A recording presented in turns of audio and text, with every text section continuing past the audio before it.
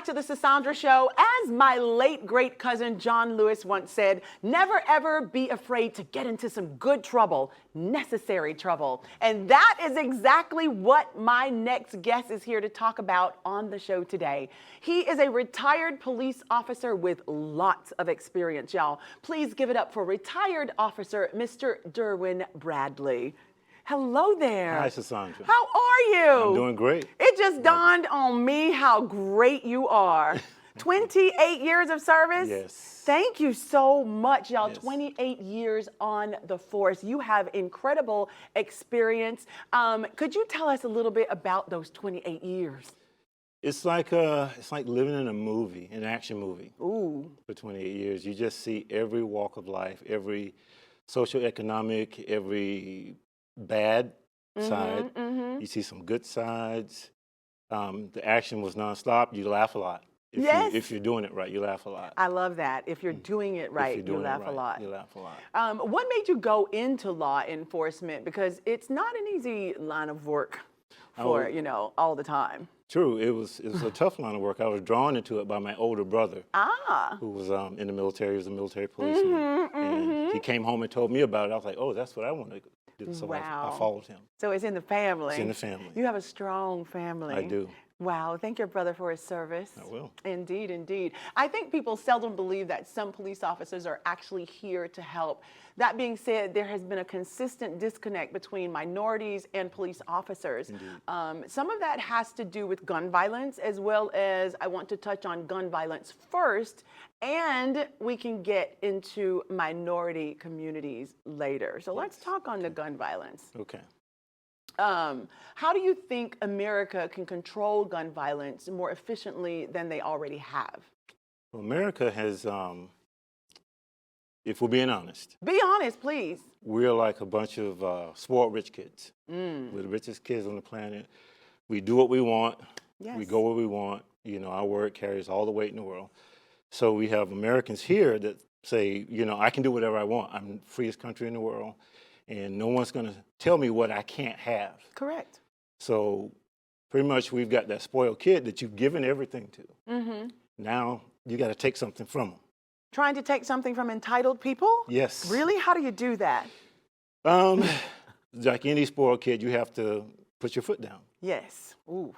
And say, this is the way it's going to be. Yes. At least Some for negative a time reinforcement. Yeah, until you all learn how to behave in public, we're going to take your big toys away from you. That's true. That's negative reinforcement is what they call it in psychology. Period. You know what I'm saying? So I'm sure you know about what's going on now with the group the Migos. One of the rap artists was killed the other night, Takeoff. So Takeoff, who was a rap sensation, he just passed away due to gun violence. How do you think the government is handling gun violence? Once again, the government has not. First of all, they're not working together. The two major parties of the government are not working together. So if you can't work together, you can't get anything done. You can't have a solution. You can't have a solution. Do they want to work together though? I mean, because you have so many people fighting for, you want to bear your arms, you want to have guns, but at the same time, we have so many issues that are not addressed that having the guns are causing people to lose their lives senselessly, like Takeoff. Like Takeoff. There's a lot of needless dying in America for senseless gun violence. Yes. And the government, the people who make the laws and the rules, have to have the courage to say, okay, we're going to stop doing this, even if it's just for a little while. Let's just say assault rifles. Let's just not sell them for a while. Right. Don't ban them. Just don't sell them for a while. Just take it, and then somewhere down the road, we take it down another notch. Go back to the 10-round magazines, whatever works. There's really no need for an assault rifle for home defense unless you live in a rural area, of course. Handgun's good enough if we're talking. Right, you don't need something that's going to throw out however many rounds. Rounds shooting through, because an assault rifle round will go through multiple walls. That's insane. So even a handgun will, but do we really need it? So it's not necessary. If the government doesn't have the courage to say, we're going to stop this here, despite what the lobbyists say, and what all the social media where people say, well, you come take my guns, it's going to be a war. It's like, no, let's take it down a notch and just take a deep breath. Correct. and see if we can get this wild, wild west country under control. It needs to get under control. The crazy thing is that I don't know if we as citizens can do anything. When you're saying it all lies in the hands of legislation and the people who make the rules, then what can citizens do to help protect themselves from the crazy gun violence if the rules aren't being made to truly protect them? It's kind of like we are living in the wild, wild west. You are, and as long as you don't make rules or you keep allowing open carry of assault weapons and any kind of gun, everybody's going to say, well, if he's got one, maybe I should have mine too. Correct. So no one's going to back down until the rules change. Wow. So let's move on to a very big question. How can the bridge between police officers and African Americans be, I don't even know if it's reconnected. How can it be connected? Oh, yeah, I don't think it was ever connected. So no, it's never been connected. Yes.